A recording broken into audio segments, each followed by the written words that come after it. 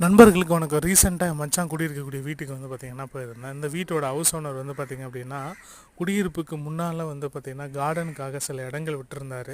சில இடம் விட்டது மட்டும் இல்லாமல் இதில் மாமரம், கொய்யா மரம், சப்போட்டா மரம், வாழை மரம், முருங்கை மரம்லாம் வச்சுருந்தார்.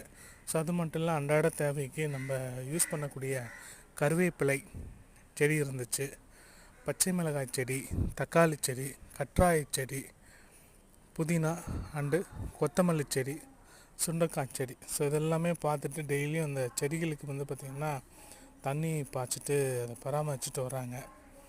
இந்த மாதிரியான நம்ம இருக்கக்கூடிய வீட்டு பகுதியில் வந்து இந்த மாதிரி மரங்களும் செடிகளும் வைக்கிறது வந்து இரவு நேரங்களில் நம்ம சுவாசிக்கிறதுக்கு தேவையான காற்றில் சுத்தமான ஆக்சிஜன் வந்து பார்த்திங்கன்னா இந்த மரங்கள் வந்து நமக்கு கொடுக்கும். பார்த்தோன்னே இது காட்சி பதிவெடுத்துன்னு நினச்சேன்.